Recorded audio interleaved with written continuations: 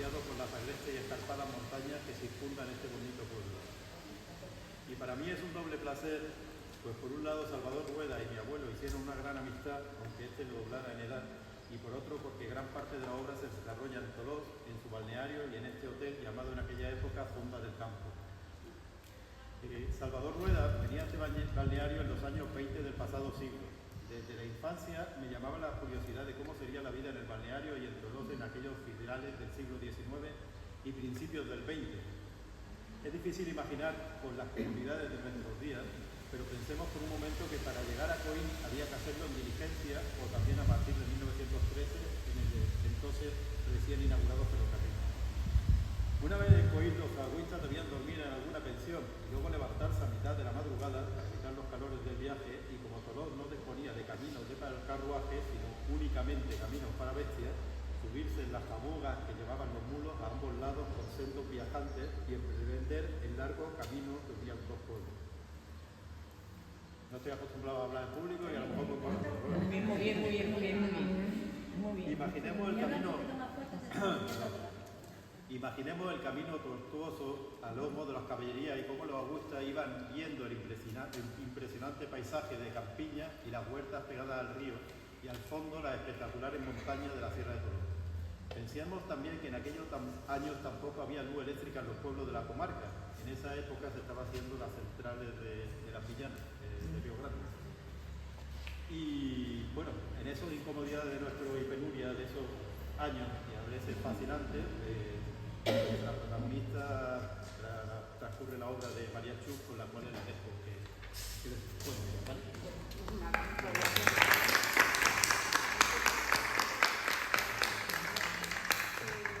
Vamos a ver, este enclave a mí me emociona mucho, porque fijaos que estar durante 2 años investigando la vida de este malagueño tan querido y con ese aprecio que le tenía Manolito del Río, como él llamaba, el príncipe, por sus formas y sus buenas maneras, no tenía una gran amistad.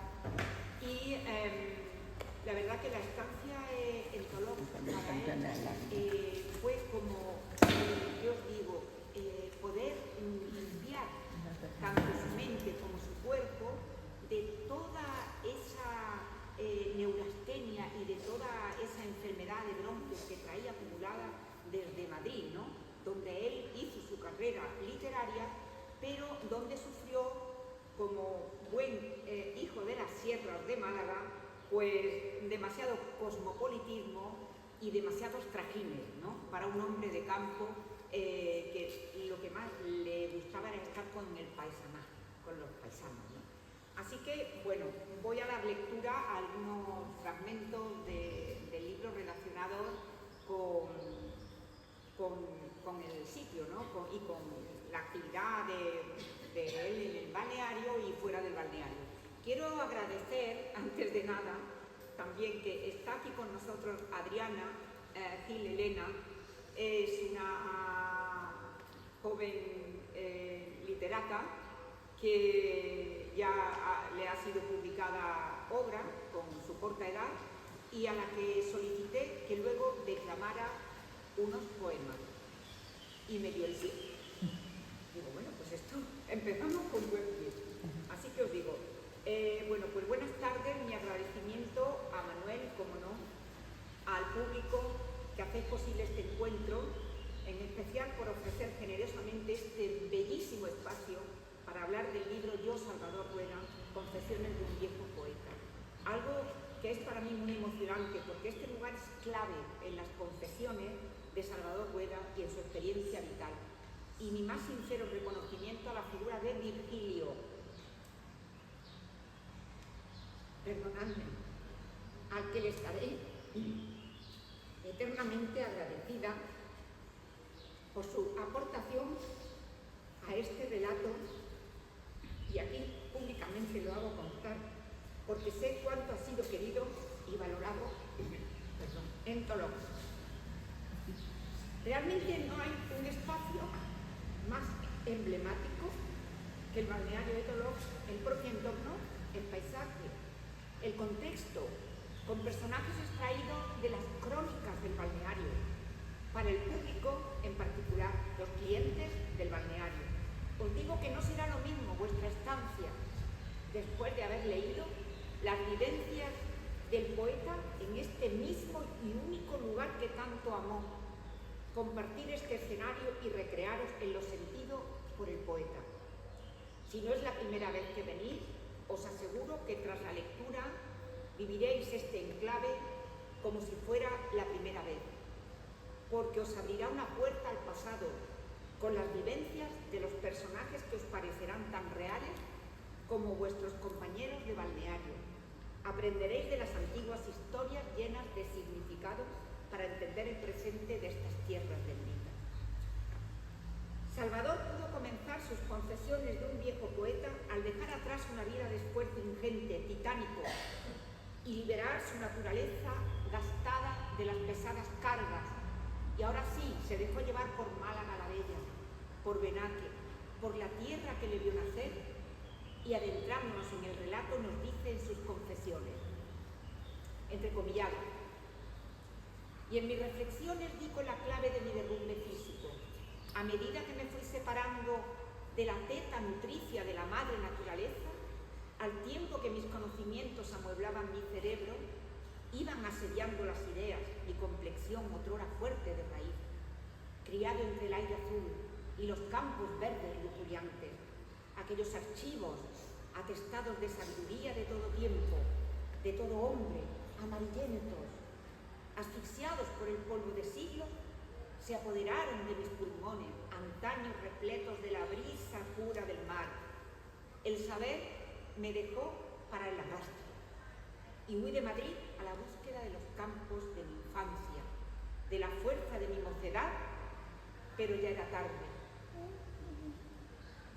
Ya sentado en Málaga, en su casita de la Coracha, nos confiesa sus sentires sobre la propia ciudad, a la que define como el paraíso, Málaga la Bella, al igual que a su pueblo, al igual que a los parajes de la Sierra de las Nieves, en sus estancias balnearias, que yo he recogido de forma especial en las páginas del libro. Nos acerca además a las remembranzas de su infancia en Benaque y a la educación recibida por el padre Robles, y nos dice: el bendito del padre Robles se hizo cargo del potro analfabeto que era yo, gracias al parentesco familiar. Benéfica presencia la de este hombre virtuoso, empeñado en que me destetara de la ignorancia, a base de latín y de clásicos españoles. Ahí, entre terrones y gallinas picoteando alrededor, salí del ser analfabeto, mudé la piel como las serpientes, dejé mi pobre camisa de ignorante en la sencilla tierra y tomé conciencia de una rara armonía, una música de las esferas, una llamada poética, y renací bendecido por las gracias en mi pueblecito de Benaque, donde Cristo dio las tres voces. Recuerdos que nos adentran en su yo más íntimo. Por otro lado, se duele de sus desencuentros literarios, de los detractores que le salían al paso aprovechando su naturaleza bondadosa. Y nos dice: yo me desfogué lanzando esta verdad a los insensibles a mi genialidad artística. Los poetas que no se ajustan para escribir versos a lo que impone rotundamente Dios y a lo que impone la sublime madre naturaleza, no son literariamente hijos de la gran madre, sino solamente, con perdón, hijos de la gran puta. Lo siento, pero son palabras del poeta entrecomilladas por su sentir, ¿no? Como hombre, como dirían los sabios, donde había mucha bondad, belleza y verdad. Entonces cualquier mala impresión o cualquier maltrato le dolía en toda su alma. Me recreo en lo vivido por Rueda, en sus estancias en el balneario de Toulouse, donde ahora estamos, enamorado de una dulce confitera, y en su amistad con Manolito del Río, el príncipe, como él lo llamaba, por su generosa naturaleza, y nos dice: el balneario de Toulouse, tras dejar abismos y torrenteras, me parecía algo así como la entrada al paraíso o a las puertas del cielo, dejando atrás los rigores de la propia vida, más parecidos a los del puro infierno, cuando el cuerpo se entrega sin remedio a la enfermedad. Allí en la puerta de la fonda del campo se encontraba Manolito del Río, con los brazos abiertos, para sostener lo que quedaba de mí tras el fatigoso viaje. Me obsequió con lo mejor que tenía, agua de la fuente amargosa, en un vaso de cristal de boca estrecha y alargada que parecía sacado de otros tiempos menos prosaicos. En este otro pasaje, enamorado de la dulce confitera de la panadería de don Melchor, nos confiesa: miraba los ojos verdes agrisados de coral, vivaces, alocados, bebía luz enigmática en aquellos luceros que eran dos fuentes de morfina, enmarcados por una cabellera oscura de amplias ondas, dúctiles y suaves,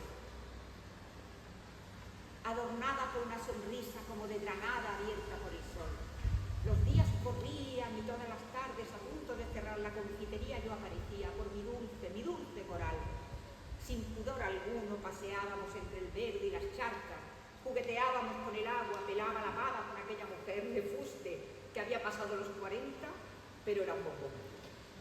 No sé si me curaba más el recreo amoroso con ella, los baños azufrados o todo junto. El conocer y jugar a los enamorados con la confitera, mi hermosa mujer almibarada entre paseos, arrumatos y sonrisas, resultó tan salutífero como las benéficas aguas del lugar. Me dejaba hacer con las caricias de coral que plácidamente sentada en los matojos acercaba sus manos a mi rostro y los enmarcaba con dulzura. ¿Qué vería en mí aquella hembra? Me miraba en el espejo en mi habitación y la imagen de pelo cano, párpados y pómulos caídos y un no sé qué de tristeza en los ojos medio velados no eran otra cosa que la cara de un vejestorio. Podía ser yo el padre o el tío de mi novia, la confitera. En este otro pasaje nos habla de las bellezas del lugar, que le da la clave de la pérdida de la salud por separarse de la naturaleza cuando se instaló en Madrid. Y nos dice: la cordillera, la que veis, la que gozáis, de asombrosa teatralidad que sirve de fondo a este paraíso, y sus largas hileras de crestones componen una hoz de muchas leguas, revuelta en desafío hacia el cielo del que quiere cegar por las noches trigales de estrellas, azules campos de luceros. Entre tantas hermosuras naturales se abre al pie de los montes el grandioso hotel Fonda del Campo, que tiene más habitaciones que celdillas una colmena, a donde pueden llegar cientos de turistas que deseen hacer una gira a la cordillera. Cuando se regresa de estos sitios, uno vuelve a las ciudades con un cargamento de salud, más optimista, más recio, más hombre. El valle donde está el pueblo es, en cambio, un bellísimo oasis meridional. Albaricoques, nísperos, perales, laureles, manzanos, nogales, almendros, higueras, y barajadas con todo ese aluvión de bellezas, se abren las rosas y las flores como bocas que piden besos al sol, en el más gallo jardín mandarín.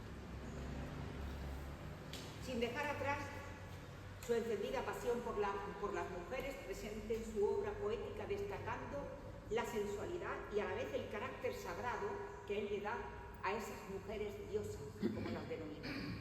Él nos confiesa su amor por Sofía Casanova, la genial periodista, y nos dice que a la novia que uno tenga y a la cual quiera con toda el alma, dicho sea ya sin rencor de ninguna especie, que habiéndola querido yo tanto, fue y me dejó plantado por un ruso. Cosas de la vida. En resumidas cuentas, y ya termino, mediante esta biografía creo que podemos entrar en la intimidad del poeta, sobre todo dar a conocer la figura de una personalidad que tanto ha aportado a Málaga y a esta Sierra de las Nieves y a su balneario. Sacarlo de los archivos estrictamente académicos, devolverlo a sus conciudadanos y desde la lectura, que os aconsejo, no por ser autora, sino por el propio Salvador Rueda, sentir a Salvador como algo muy nuestro, malagueño, parte de nuestro patrimonio más genuino. Muchísimas gracias por la atención prestada.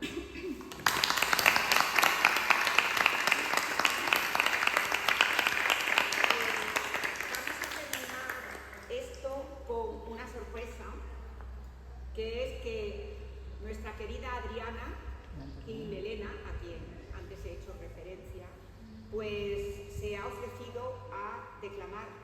poemas de Salvador Rueda. Las bodas del mar y novias de la tierra. Adriana.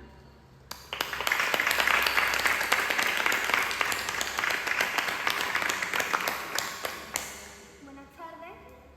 Voy a empezar leyendo el soneto de Novia de la Tierra. Mirarte solo en mi ansiedad espero, solo a mirarte en mi ansiedad aspiro, y más me muero cuanto más te miro, y más te miro cuanto más me muero. El tiempo pasa por demás ligero, lloro su raudo, turbulento giro, y más te quiero cuanto más suspiro, y más suspiro cuanto más te quiero. Deja tu talla encadenar mi brazo, y al blando son con que nos brinda el rey. La mar surquemos en estrecho lazo. Ni temo al viento, ni a las sombras temo, que más me quemo cuanto más te abrazo, y más te abrazo cuanto más me quemo.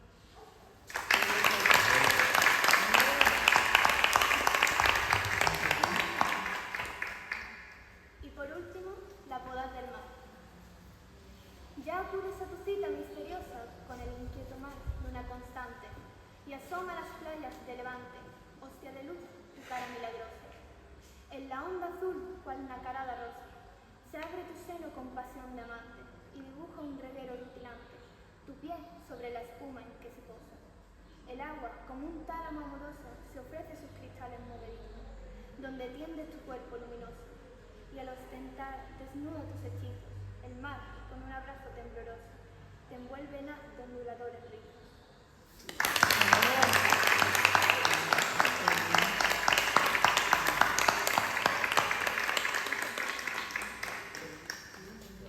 Nada, si alguien del público, si queréis. Bueno, todo esto os digo, está conmigo Andrés García, el editor, que ha querido quedar en la retaguardia por si tiene que salir corriendo por algún motivo. Es broma.